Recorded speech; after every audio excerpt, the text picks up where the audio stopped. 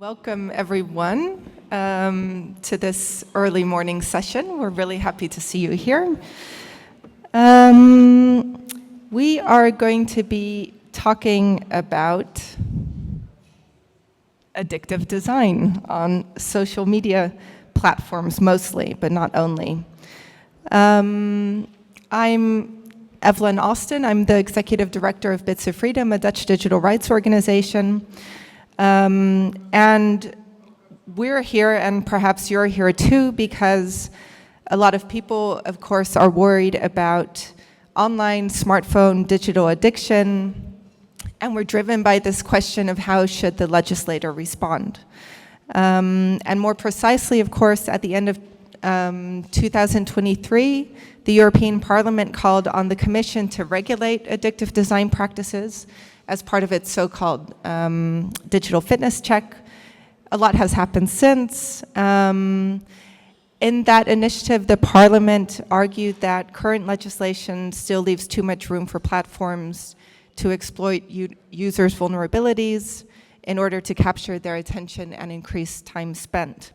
So we'll be talking about a lot of that in this hour. Before we go into regulation and what needs to happen, we are going to spend a little bit of time unpacking addictive design. So what is addiction? What is design? What is addictive design? And then what is that in the social media environments that we know so well? And then after that, we're going to, of course, talk about what does that mean for regulation? What does that mean for enforcement? And what's needed to do that successfully. We're going to discuss this with a multidisciplinary panel. And with us are Romayne Gadel-Rab, a psychiatrist, Maryant Fernández, head of digital policy at BEUC, and Kim van Sparrentak, member of the European Parliament. So I would like to ask you all up to the stage.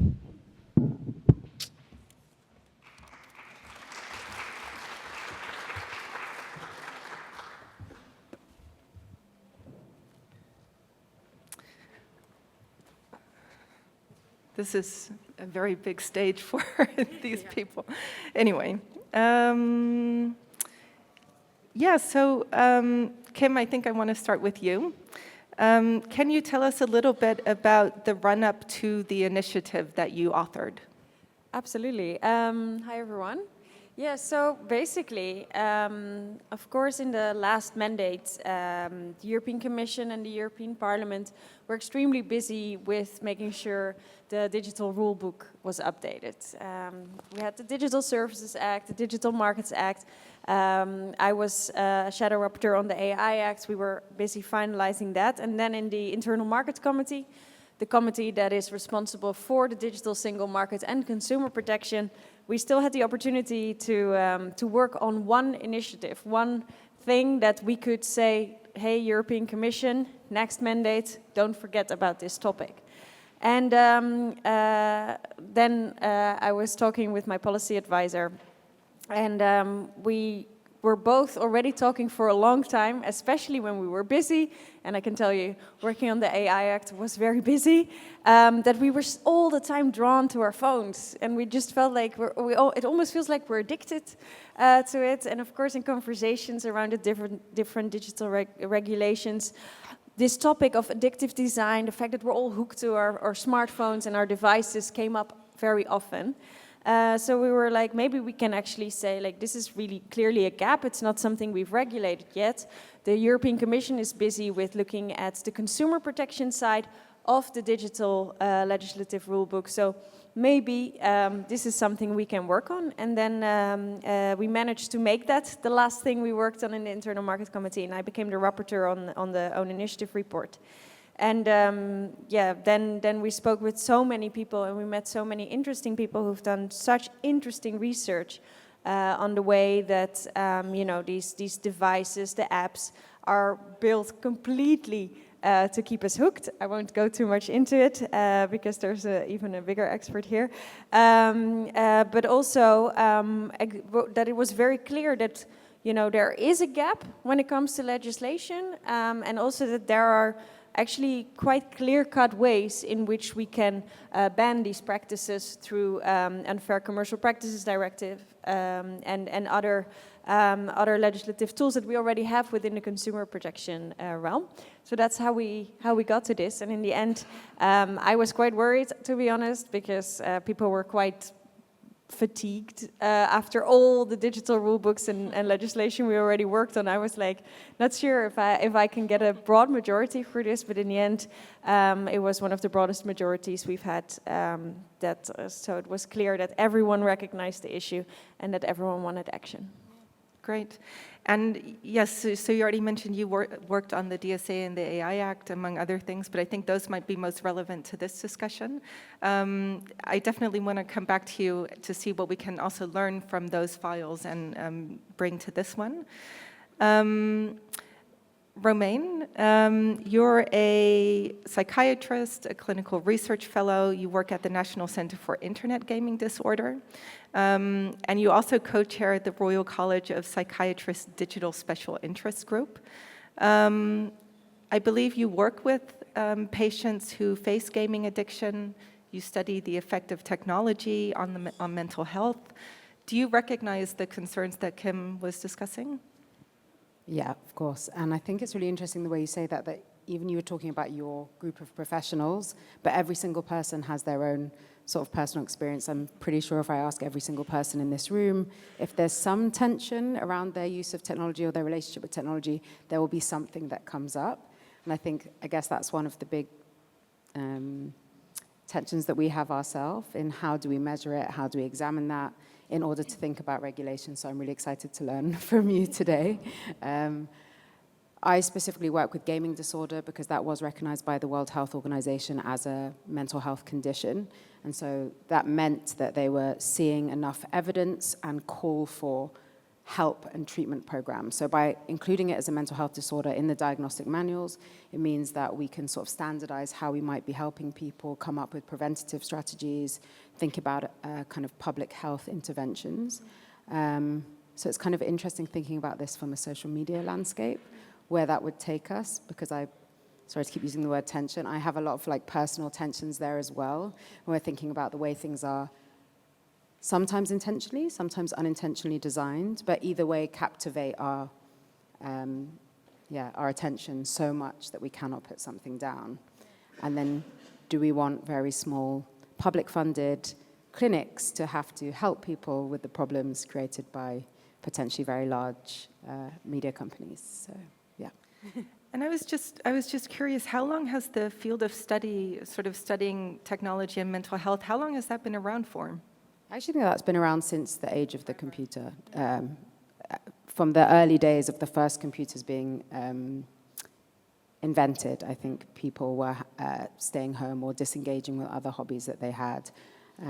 But gaming disorder itself actually has been studied for a good 10, 15 more years, although was only included in the kind of diagnostic manuals in 2019. That's fairly recent. Yeah. And what has happened in those 6 years? That is a very good question. I mean, my clinic is run by the NHS. It's completely public funded. We have had to develop our treatment programs in some ways as we go along. We've had to upskill as we go along. The technology has changed. Obviously, in the UK at the moment, there's a big discussion around content, the sort of manosphere. We can go into all sorts of different places, but we're really commissioned to help people with the addictive nature and support them through that. And even when we first started, we were thinking along the lines of other sort of addictions in terms of like, do we need to recommend abstinence? How do we work with this? And then we found actually, because it really dovetailed with the pandemic at that time, that abstinence really isn't possible when it comes to technology. And I think that's the difference here, because with other addictions, like substance addictions, you usually go for abstinence. And then at some point, maybe you will return to certain controlled use for some people. But that's obviously not possible with technology. You can't say to people, just leave your smartphone at home all of the time, don't go on WhatsApp. You might want to delete social media, that's your choice. So kind of thinking about what the optimum strategy is there, which is interesting when it comes to legislation as well. Great, thank you very much. Maryant, I would like to turn to you. As I said, you're heading BEIC's digital policy. I don't think BEIC needs any introduction, but you are here representing 44 consumer associations from 31 different countries. Your focus is on digital rights. You've been working on AI, platform regulation, privacy, data protection. I noticed that you're on the expert group on the GDPR. Poor you. And previously you worked at European Digital Rights, among others. So I was curious, how have you seen this impacting consumers? Because I guess that's BEIC's main interest. Thank you, great question, and thank you to you to be here to listen to us and to engage with us, hopefully later. So this is a very important issue that we wanted to address. In fact, if you look at evidence, 83% of consumers spend more time on social media than they wanted to. And when I say that, I see some people nodding, so I imagine you might be one of you.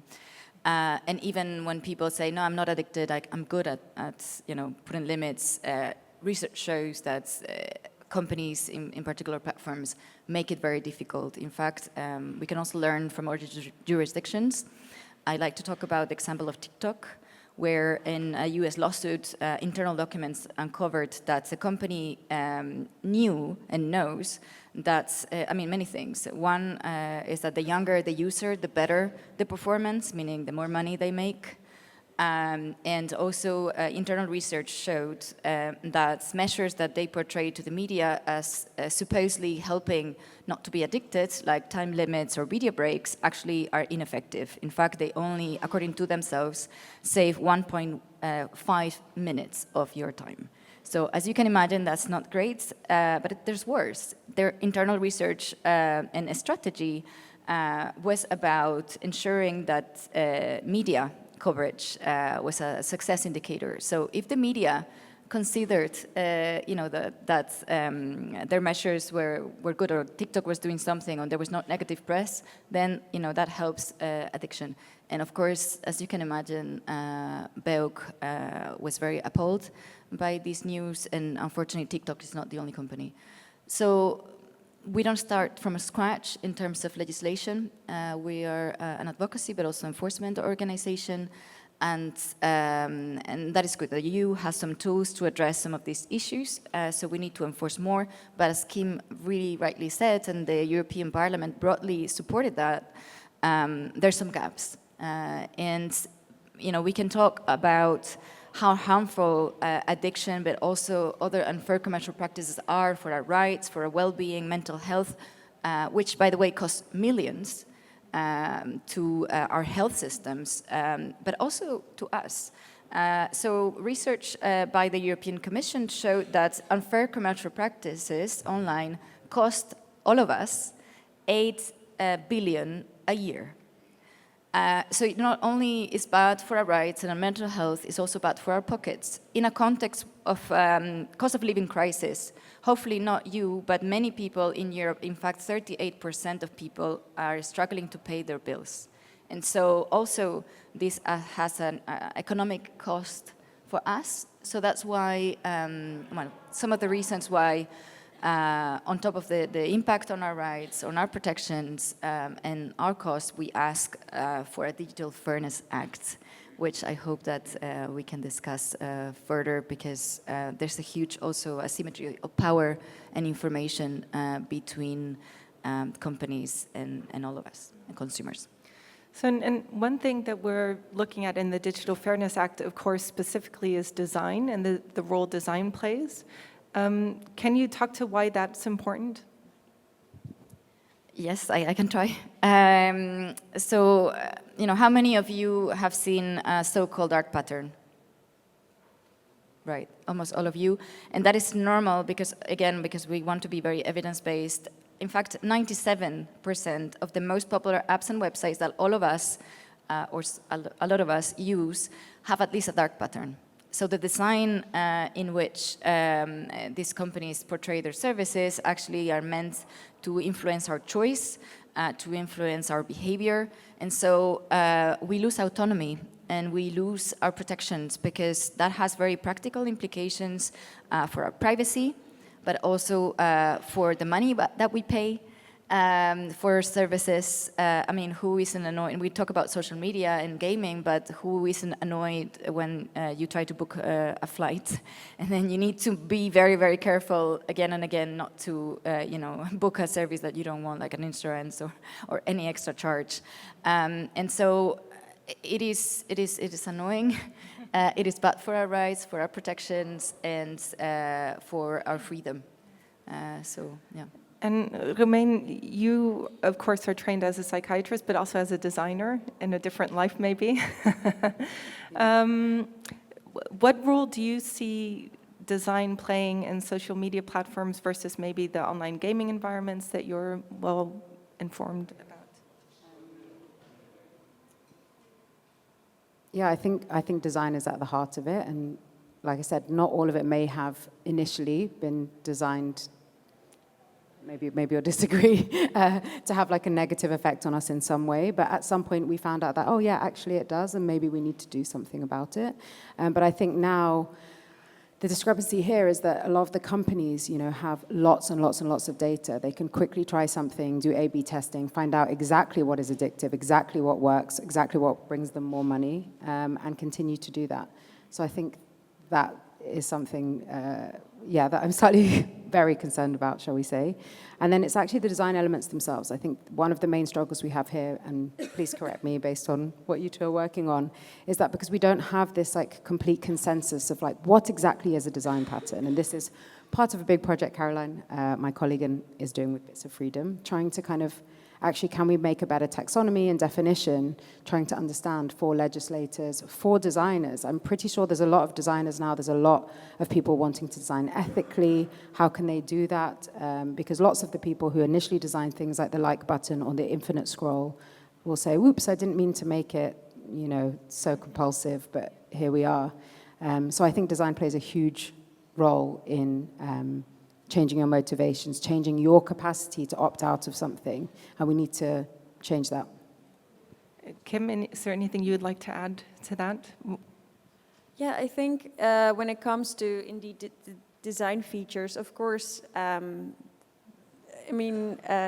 and Facebook weren't like, ooh, let's make the most addictive app, but they were thinking about making the most profitable app, which turned out to be the most addictive app. And, because it's about money, they went for it. I think there's by now so much proof on how well aware they are of the negative effects, and also that they really don't care. That I think it's very important that indeed we become very clear on what should be and should not be allowed on our markets, and and what shouldn't be allowed to happen to our brains when we use certain types of services.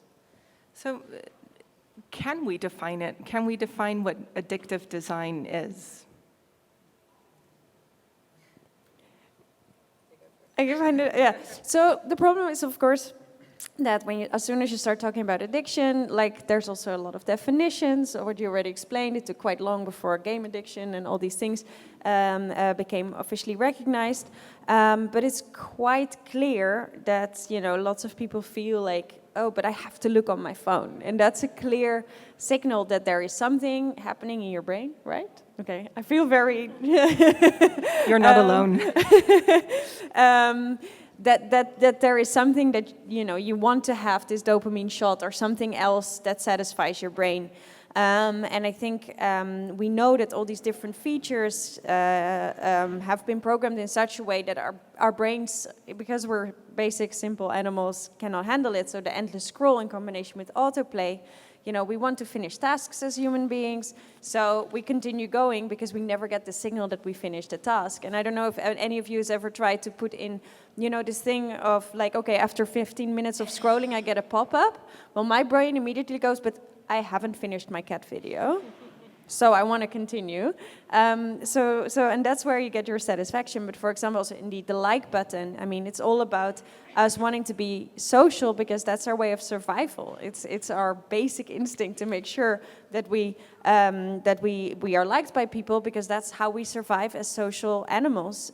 So that's also something they did. And also, of course, we're curious and we want to see exciting things. And that's why, of course, the algorithm has been built in such a way that the most extreme things are at the top.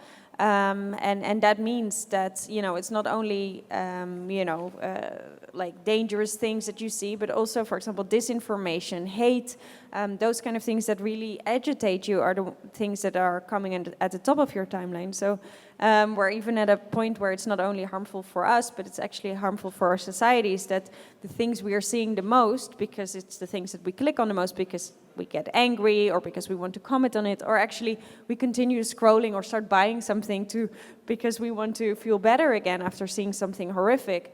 I think that is not only harmful for us, but also harmful for our democracies and our societies. So, and is our understanding, maybe Romayne, you can talk to that a bit, our understanding of addiction and how we define addiction, can that be applied to social media or online environments? Yeah, I think it can. It's been applied to gaming, certainly.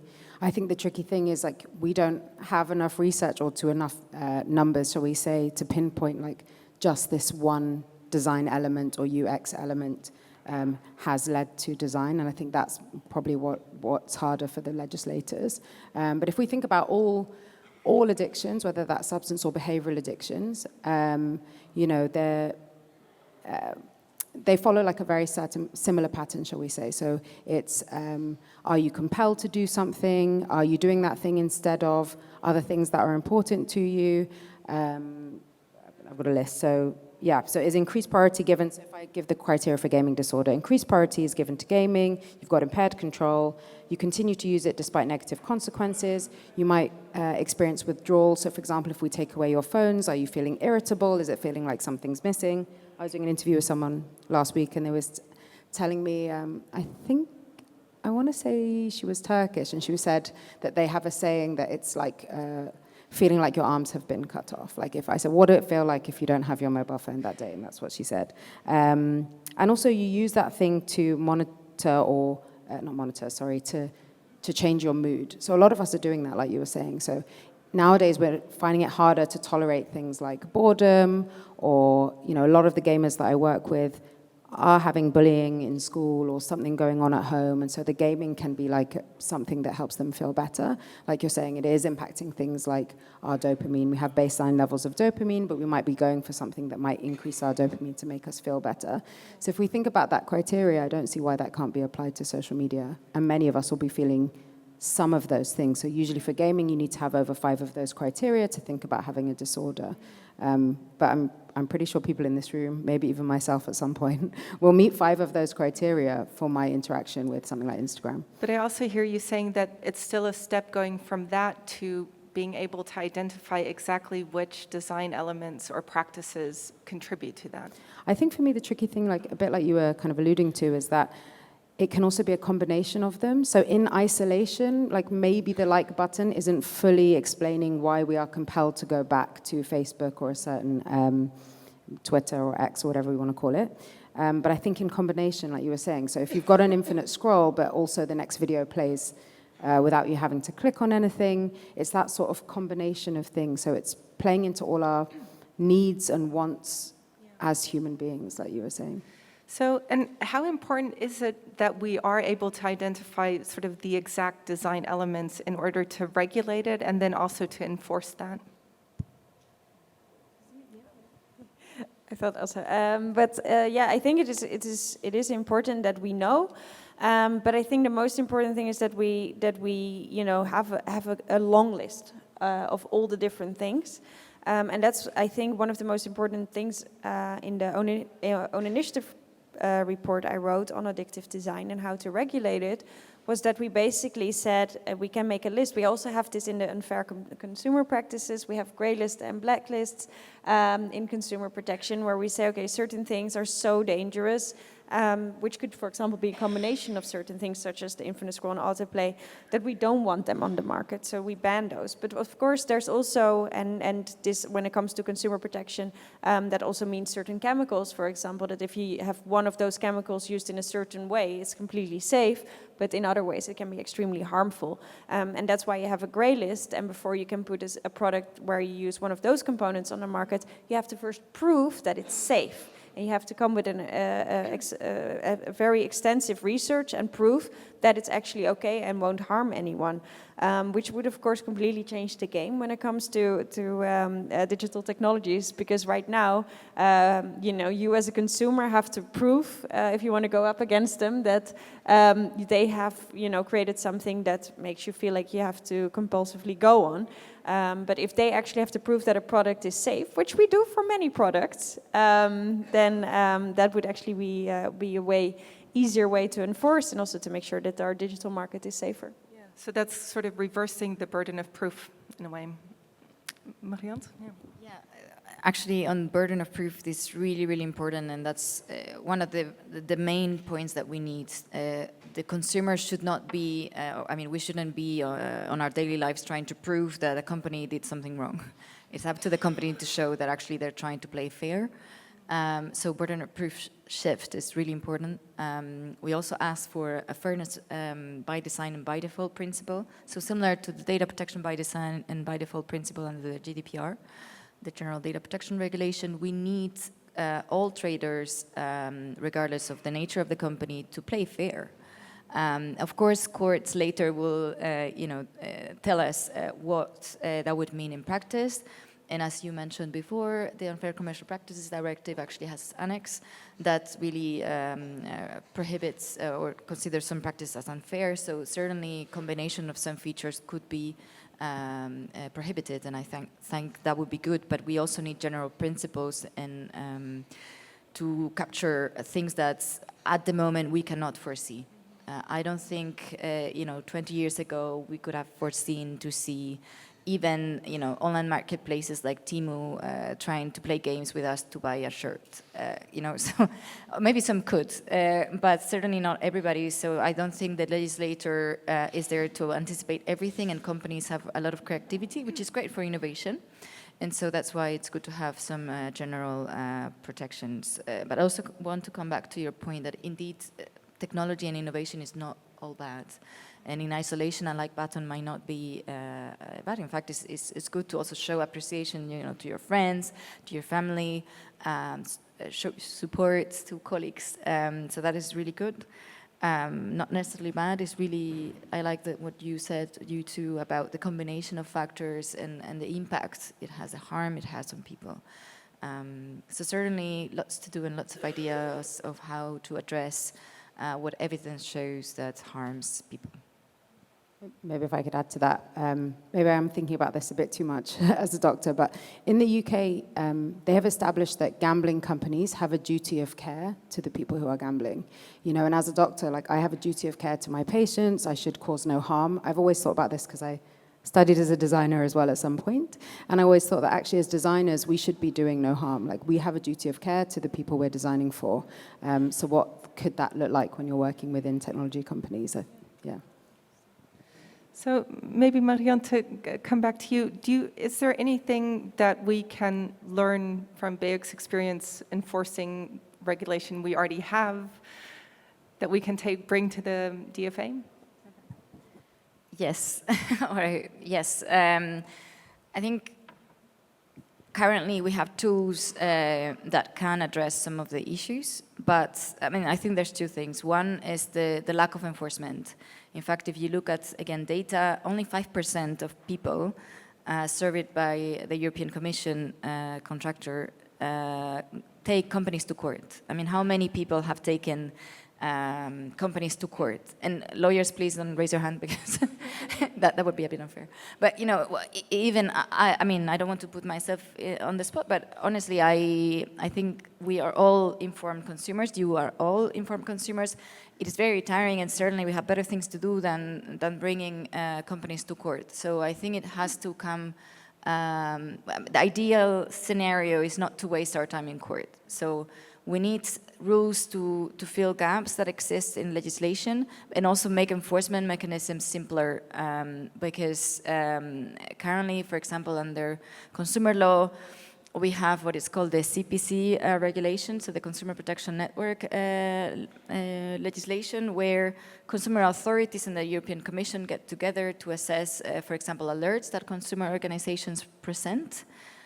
First, it takes too long, and secondly, there's no deterrent effect from what we see. And if you actually want to hold companies accountable for not respecting their commitments before the authorities, you need to go country by country to enforce and impose sanctions and start from the very beginning.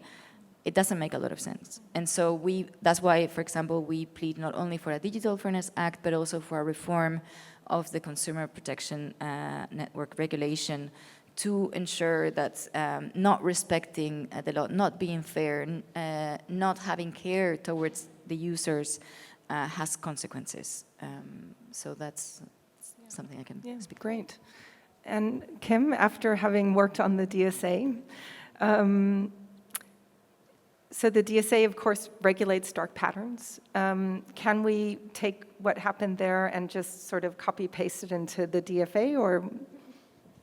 Well, how the DSA has written down the part on dark patterns is actually that they're trying to fill up the gap on the Unfair Commercial Practices Directive, and the Digital Fairness Act is exactly about updating it. So let's make sure we do that in the right way, but also make sure that we don't suddenly have better rules for certain services compared to social media. So I think we have to do that well, but I also really think we have to make sure we do it in a way that is very clear, because that's I think the thing we've learned from the DSA. I think everyone is anxiously waiting for the European Commission to finally, come out with some of the research they've done. And one of the things that happened is that we've written down things not in a very clear-cut manner in the Digital Services Act. So I think when you, for example, have a grey list and a black list, this is allowed, this isn't allowed, you already have a bit more, clarity rather than, oh, please try to avoid, but do an impact assessment to make sure that, et cetera, then it's a bit way more difficult for an enforcer. And I think what is also very important is that we really look at these enforcement structures. I'm very curious also to hear a bit more in the future to what extent citizens can find their digital service coordinators, to what extent they understand that they can go, because especially when it comes to consumer protection, of course, we have quite a national situation, and I think for certain bigger platforms, for example, it would be good, or companies, I don't know, to go up against Samsung with as one national regulator. That's not that easy. So I think there we also have to really learn from, the DSA, but also the GDPR, for example, to make sure that we know exactly how to enforce and that we really learn from each other. So, Maryant, just to, because we're talking enforcement now again, what would your ideal be in the DFA? Yeah, so we're not sure that the Digital Fairness Act will be the right tool for enforcement, because at least for consumer law, we have a separate regulation. That's why we need both. In fact, you were talking about the national situations, and we asked for the European Commission to centralize some enforcement power, so we don't need to go country by country afterwards to enforce the law when we're talking certainly about multinationals, right? If we are facing, for example, a big tech company, they're present in the whole Europe, and so we should not just go country by country. So that's one solution. So that's why I don't think the Digital Fairness Act will solve all the issues, but certainly it's a really good opportunity to address dark patterns, to address addiction, to address personalized pricing, subscription issues, and really upgrade consumer law to digital area and the harms that people experience. But beyond consumer law, I think what is also good is to have better coordination and really to make enforcers' life a bit easier. So in some European countries, for example, let's say a data protection authority investigating Meta cannot share evidence uncovered in that investigation with other authorities. And yet, that evidence may be very relevant for the competition authority, for the consumer authority. Of course, the process needs to be respected, but considering authorities will always be under-resourced, can we actually find some solutions to really make more synergies, not only get regulators stuck in abstract about how to do things better, but actually in concrete cases to benefit from the knowledge and experience and the conversations that they have with the company. Because if you think about it, following the example of Meta talks to all of the regulators, but the regulators are prevented by law sometimes to talk to their peers. So isn't that unfair? Talking about fairness. And so I think there's something that can be done more on enforcement, at enforcement level. And that's why at BEUC we asked for a digital enforcement strategy to ensure that not only we had the best rules, but also that they are not paper tigers. We want rules that work in practice and deliver on the ground. And for that, we need to equip enforcement with the tools needed to face not only a European, but also a global level. I mean, there's so many things I could say, but the global aspects are also very important. It would be also crucial for our regulators to learn from experience from their peers and also courts in other jurisdictions. So yeah, lots of ideas, lots to do.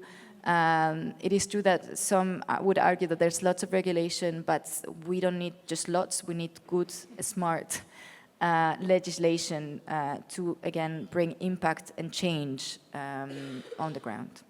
Great.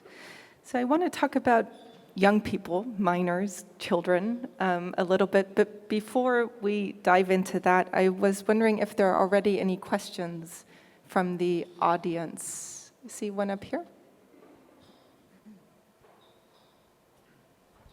Hi, thank you very much for the very interesting panel. My name is Ben Aveson. I organise a conference called RAID, which is about the regulation of AI, internet and data. And the question is about the attention economy and how you propose to legislate.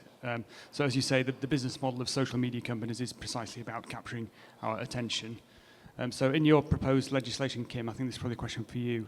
How would you decide how much attention is too much attention? And how do you propose to curtail it? And would there be mandatory timeouts or something like that? And also, is a new piece of legislation necessary? We've had lots and lots of legislation, the DSA, the DMA. Could this not form like an addendum to the DSA or something like that? Thank you. Well, as I said, the DSA is sort of trying to fill up the gaps of the Unfair Commercial Practices Directive, so I think it's important that we make sure that one has a good standard. So I think that's why it's not completely covered. And also, the DSA is of course not about a lot of digital services, you know, such as most of the apps in your app store, which I think is very important that we also really regulate them. The DFA will also look at online games, but also about, you know, games within things. So I think in that sense, it's really important that we go for the DFA. And when it comes to deciding how much time, like I don't think that's really what we're going for. I do think that based on a lot of the research that there is, it is very clear that if you, for example, would add friction to the scroll after 15 minutes rather than a warning sign, because as I said, that doesn't work because you still want to finish your task. But if you start having friction, and friction really meaning you know, it doesn't start immediately. The scrolling takes 1 second longer or less than a second longer, but still that already will give signals to your brain to stop doing it. So that would, for example, really be an idea. I hope that the discussions on the DFA will be about a baseline of, you know, making sure that things are safe and not only about, oh, should we have 16 or 17 minutes as the limit, because I don't think that's the point. We want to change the system really as a whole. Maybe, Romayne, you could add something from your practice. Yeah, When is addicting too addicting? Yeah, I think, well, so far I think a lot of the research doesn't indicate like a certain time use. Like I was saying with gaming, we're trying to get the gamers to to game like 2 hours an evening, but obviously in other countries like China and Korea, they put quite strict rules. In China, I think those under 16 could only game for 1 hour between 8 and 9 p.m., I think, up to 3 hours a week. But actually they found that lots of people found ways around that. It didn't actually limit gaming and actually increased gaming in some older people after those restrictions were lifted. So I think that is like definitely an interesting thing. I think there's like specific things that's really good to be legislated, like the use of loot boxes in gaming, which is a gambling technology where people were losing thousands of pounds. So I think that is really good. But for me, it's about having something that's collective, because a big problem for me in the clinic is when parents alone have to put in restrictions, that leads to conflict, sometimes even violence. And actually, if you were the only one restricting your child from having a telephone, then maybe they are left out from school discussions, etc. But if this is like a collective thing, then I think it's going to be easier for people to opt out of. And I think also someone mentioned the word autonomy. And I think that is really what this is about, right? It's not about a specific amount of time, but it's about you being able to make that choice yourself. One thing, again, I don't know how this comes into legislation, is like I think there needs to be more opt-ins. Instead of all the default setting being all the things that are essentially addicting in nature, it's like, why can't we opt in to have the time-based feed? Not, I don't want to have all these sponsored posts that I didn't ask for. Is there a way to switch off? Obviously, it goes against the business models of the company. But I think there should be different default settings. Like, you shouldn't default have the blue ticks and have to turn them off.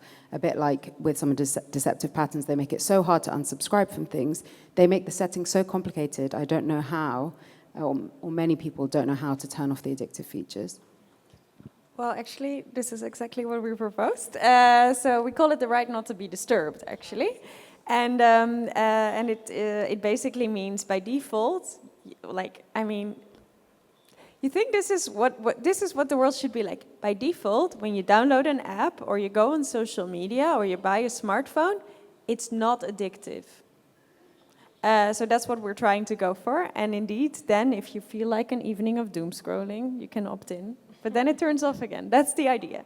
And certain things are just too dangerous, and maybe they should be banned. But that's the idea, and I really hope that's what we're going for, because an opt-out, we already know what that's going to look like. I guess the people here, we know what opting out of cookies means. So imagine after your cookie banner, then you get your opt-out of all the different addictive features banner. I mean, let's not go there. Let's make it very clear that the standard should be not addictive. So yeah, you're not interested in telling people how much of their attention they can give to Instagram. You're interested in giving them the control over their attention. Yeah, great. Great question, thank you. Are there any other questions? Yeah, here and then in the back and then over there one. Thank you. I'm a little bit concerned about the European Commission's willingness to quickly act on this. The EMCP report about loot boxes and battle passes was in 2020. It was clear that the member states couldn't regulate this. There was a clear call to action to people are being addicted, people are losing money. This is a dark pattern that we need to fix some way or another. And now we're talking about a consultation, about a law that might deal with part of it. But yeah, I'm a little bit concerned about the lack of action on the subject. Maryant, yeah, go ahead. Yes, that is very good, because I think it's very important. I mean, it's good that to be concerned, like, so where's the action and where's the change, right? But it's also very important to remind, because if you hear some stakeholders, you would hear, but suddenly the European Union yet again wants a new law. First, that's a myth, because we're not talking about a new law. I mean, we're talking about a new fancy name, that I grant. But it's actually consumer laws that exist right now, and it's about considering whether the consumer law that we have right now is fit for purpose. The answer is yes, it's fit for purpose, but it can do better to address some of the issues in the online environment. And so we at BEUC have been working for years, so I'm glad to hear that from 2020. We commissioned some research to independent academics to see whether our intuition was correct. And they showed, and actually the European Commission did their own research, that shows in the so-called fitness check that we can update our laws to, for example, address issues like loot boxes. Belk, for example, calls for a prohibition or pay-to-win mechanisms. And so, yeah, it's not new. We need action and not be fall into myths that like, why a new law and yet again, I mean, no, it's not yet again, we have a law, but it has to be adapted to the challenges of our times. But yeah, I don't think you were expecting a, but I think maybe this speaks to there also being other things needed than just regulation. But I think that's a different panel, like what can people do themselves? How can people organize against these companies? There was a question in the back.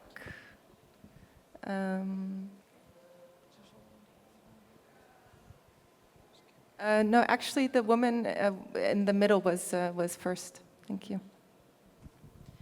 Hi, Alyssa Cooper with the Knight Georgetown Institute.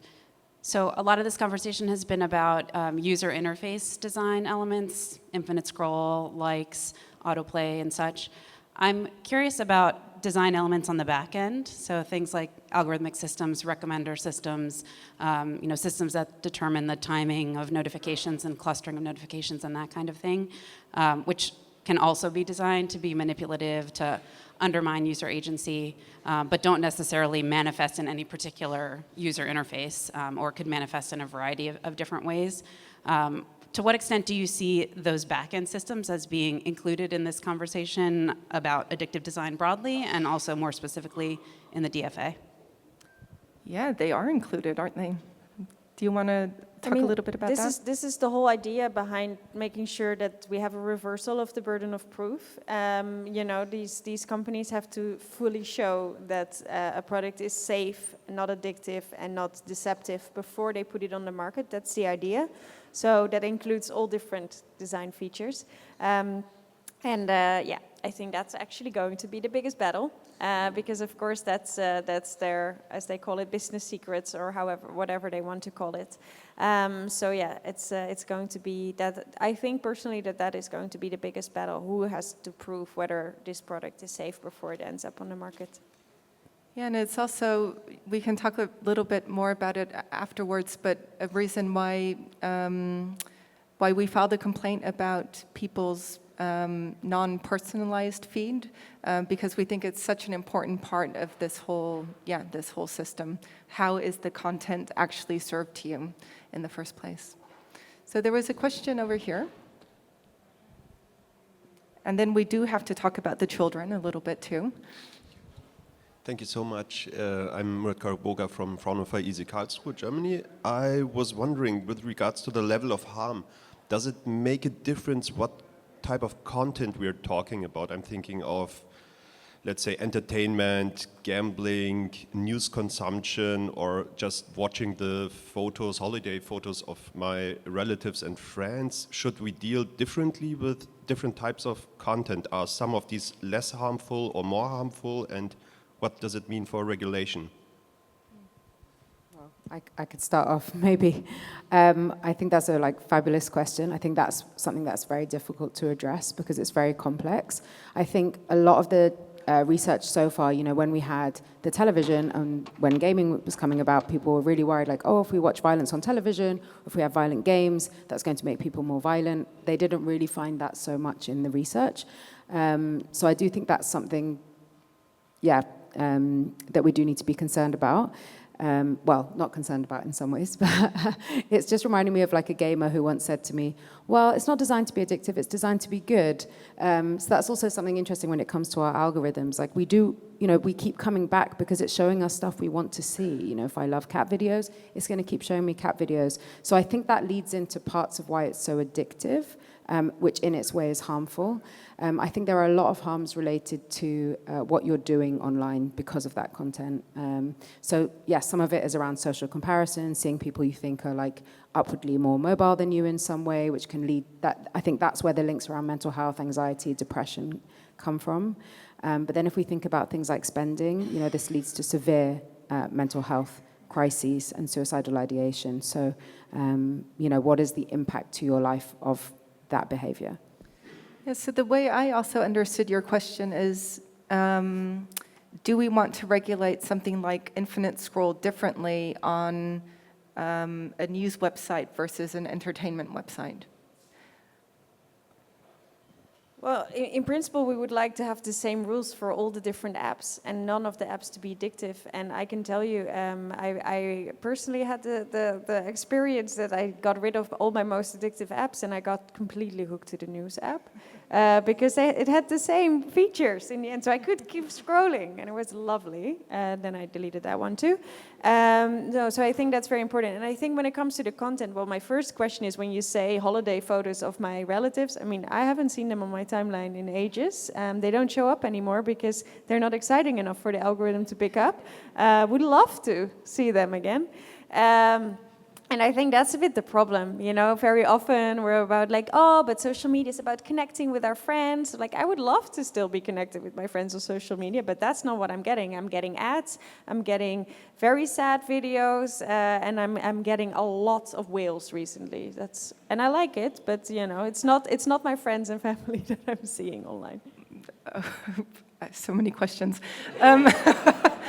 There was, For I think, afters. one question there, and then, in the back, and then we will talk a little bit about children, and then come back to more questions. Yes.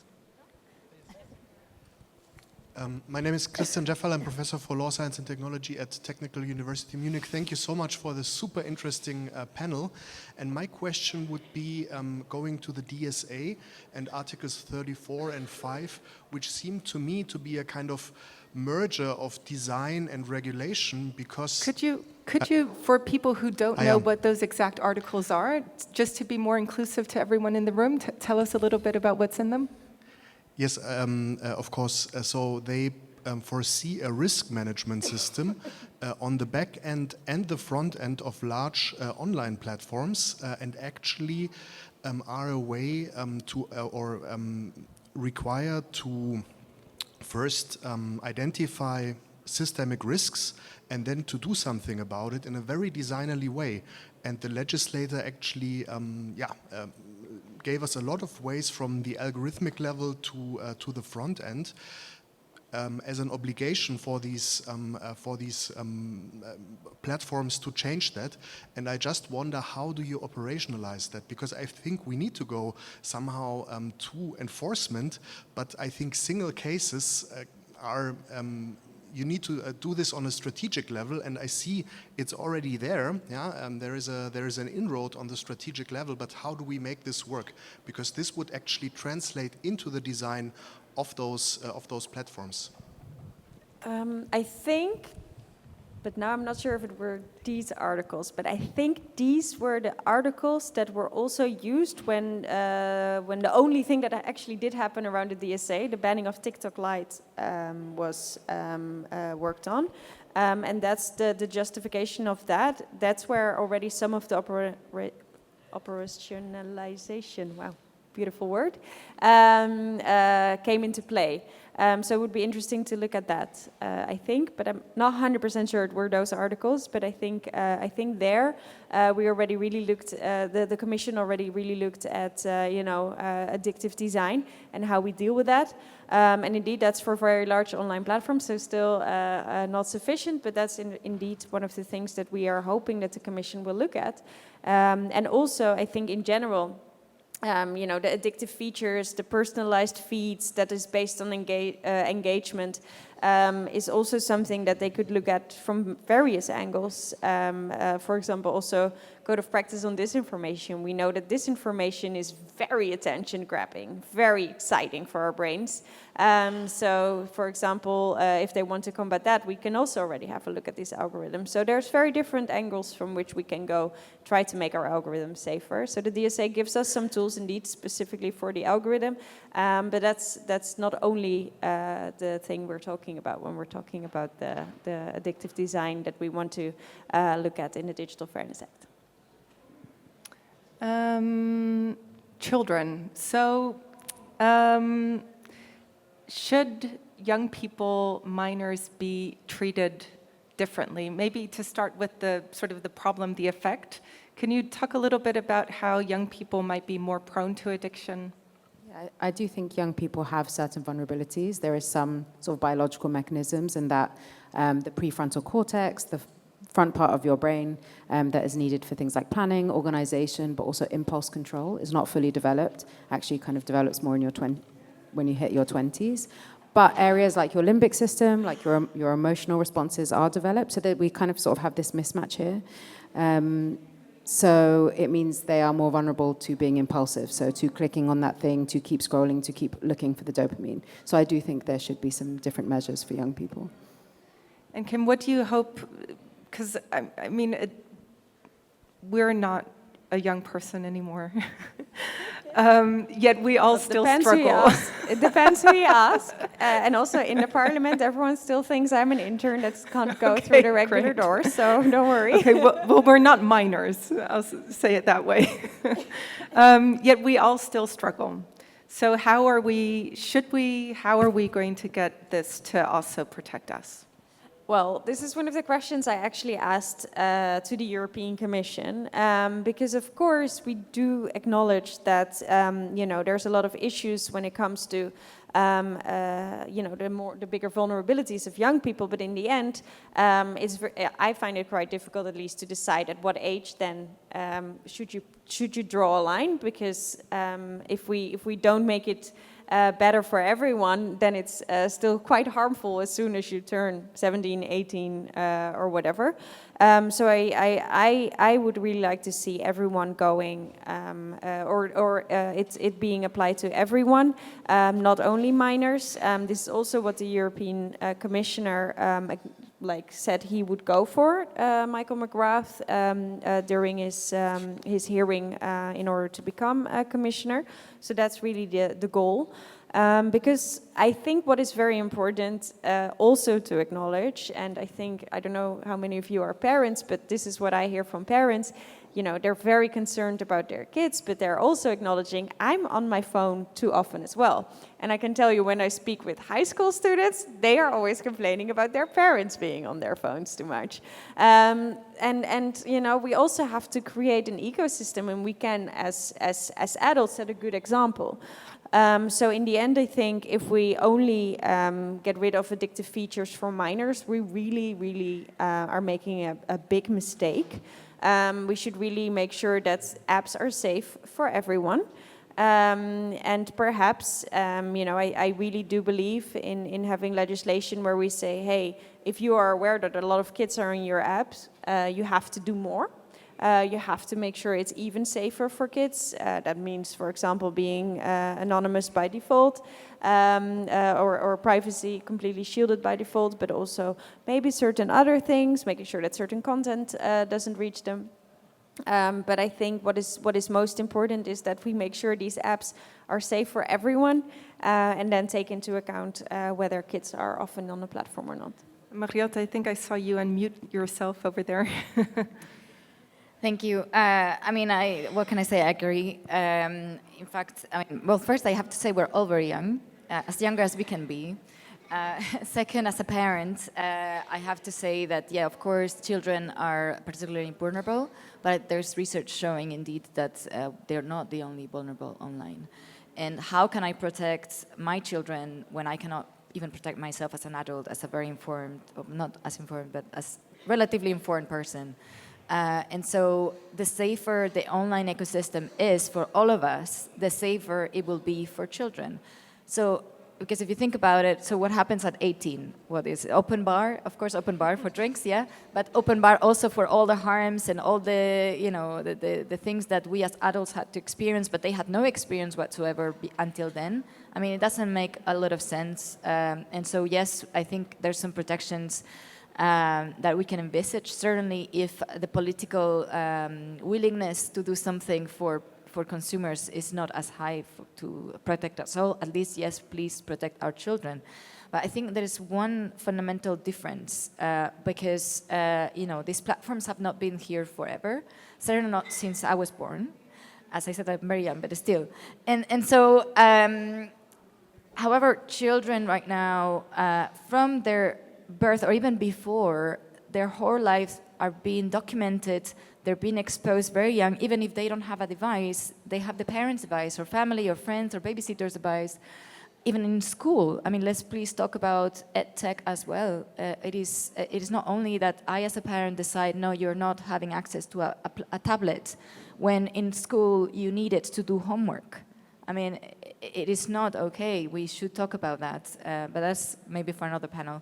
But what is really important, I stress, is to ensure that there's a safer ecosystem for all of us. Also, because the more tailored protections you have for children, legally speaking, these companies use them against children themselves. For example, we also work on the Digital Markets Act, which is meant to bring more contestability and fairness and competition in the market.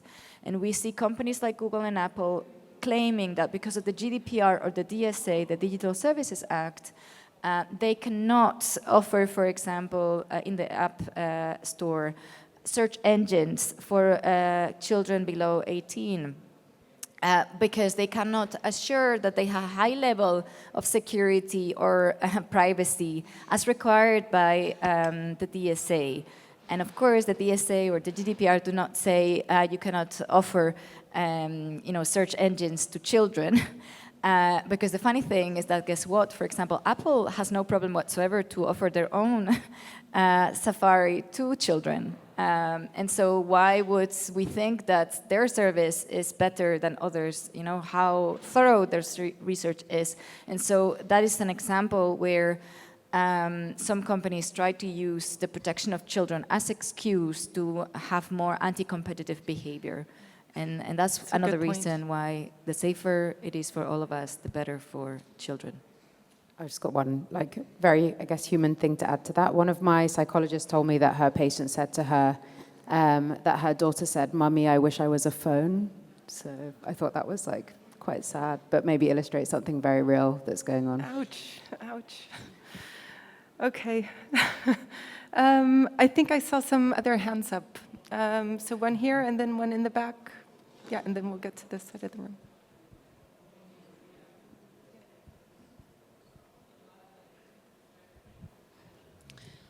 So hi, thank you for all of you bringing up the discussion. So I was thinking, instead of DFA, like the Digital Fairness Act, because you mentioned fairness by design, fairness by default, should we actually, regulate this within the AI Act? Because as far as I understand, the platform addiction is caused by the algorithms. So what if we regulate the algorithms, so maybe we can add those into the high-risk systems under Article 6, maybe? So that, can we solve this problem by that? Or is that, as I can see your smile, that wasn't more like a naive approach to? No, I tried. And in those 38 hours of the last negotiation, was still on the table, but I didn't win. So it's not in there. Before we, and right now we're mainly in a fight to make sure that the biggest AI companies actually have to adhere to certain rules, have to do an impact assessment if they're harmful or not. I would love to use the AI Act for this, but we're not there right now, so I think we should use the tools that we have where we could maybe do something. So that means the DSA and go for the DFA, because the AI Act is going to be a more difficult battle in this one. Yeah, because we are interacting it very often with the social media algorithms, so the reason why the endless scroll is actually the algorithm, so maybe it will be, but it's already on the table and it's not. Politics. So. Yeah, thank you. But great question. There was a question up here.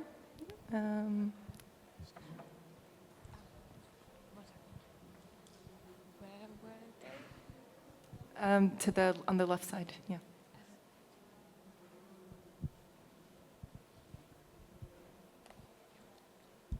Thank you so much.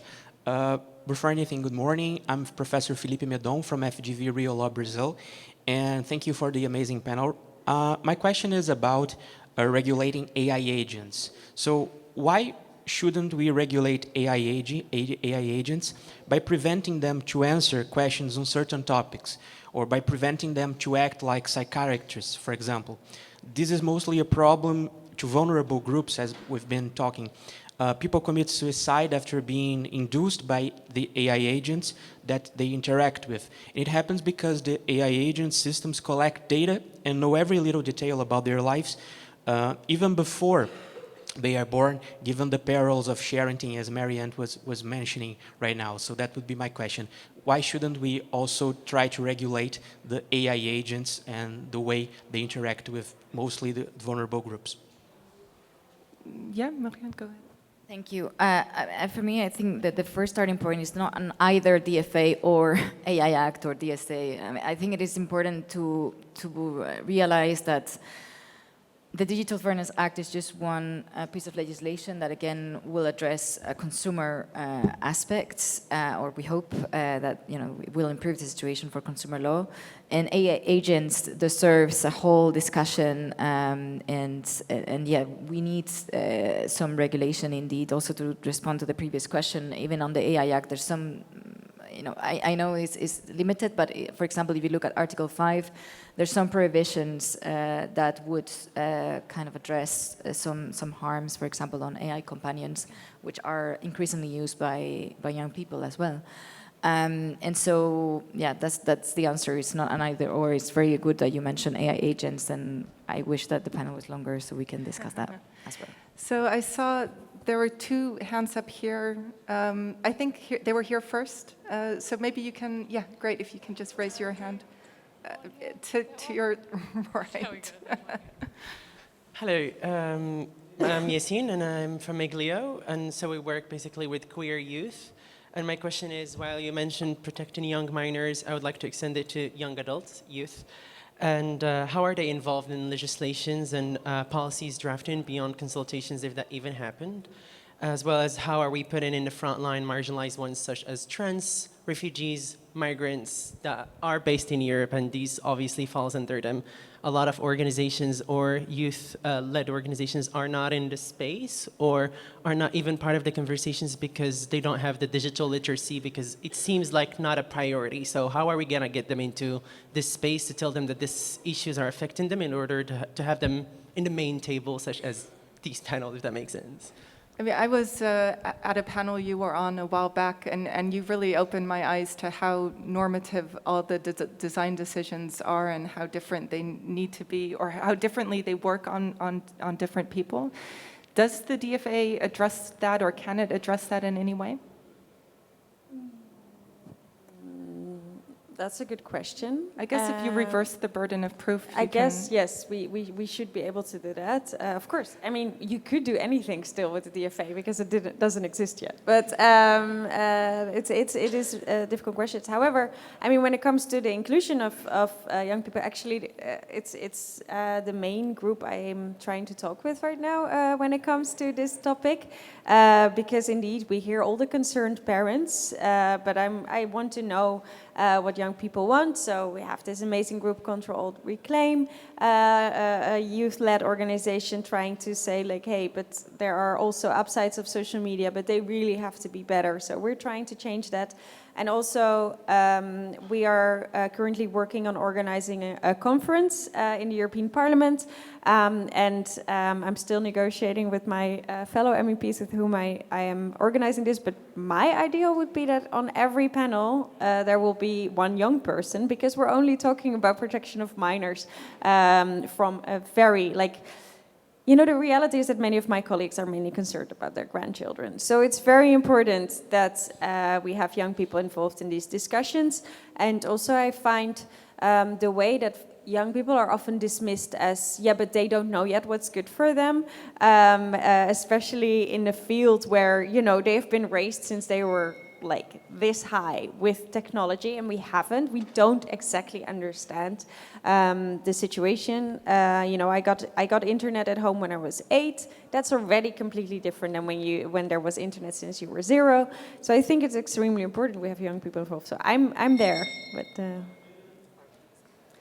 I was just going to say that also, certainly in the gaming clinic, we see the importance of gaming communities and online Discord groups and safe spaces for marginalized communities. So it's not something that we would ever want to get rid of, But I agree they should be, like in research, it's very important we have people with a lived experience, they call them service users, people with mental health experience as part of the research that we do. So hopefully that would extend to the work that you do. That's great. Yeah, Maryant? +1. So everyone heard the bell, which means that whoever asks the final question must be pretty sure that it's a great final question. Yeah. I'm not sure if it's a great question, but I will try. I'm Arad from the University of Amsterdam Business School. I have a question you already kind of touched upon, and that's what do platforms say on this matter? You mentioned that they're interested in increasing their profit, but they also have a societal responsibility, and obviously this is an important societal issue. I mean, how do they justify their actions? This is a great question, because please tell us how they do justify their actions so we all walk away with the feeling that really something needs to happen. Yeah. Well, I can tell you what happened when I came up with my report. So first of all, we published the report, and they said, this is nonsense. There is no proof. What is this even based on?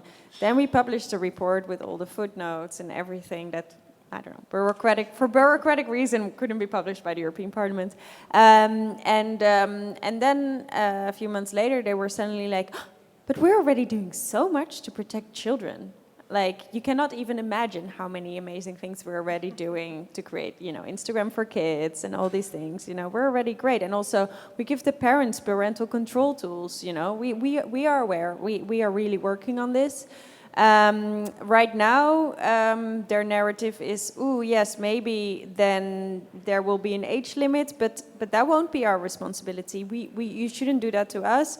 Make sure app stores have all the responsibility. So you're just offloading. It's never really, like, maybe they might acknowledge a little bit that they do some harm, but it's never something they can solve. So that is the narrative we're seeing right now.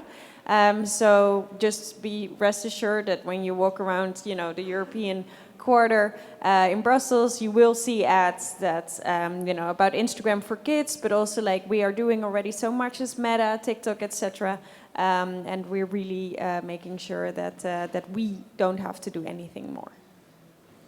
Yeah, absolutely. I think the starting point is that companies have a right to make profit, right? That's why they're companies. But not at any cost, and that's why it's important to draw limits. And they are very, dismissive. I think what I've experienced is that they try to shift responsibility. I mean, just recently, for example, I saw the top meta lobbyist in Brussels like, we did a campaign for parents to be aware. We can help you. They go around asking for age verification, not on their app, like elsewhere.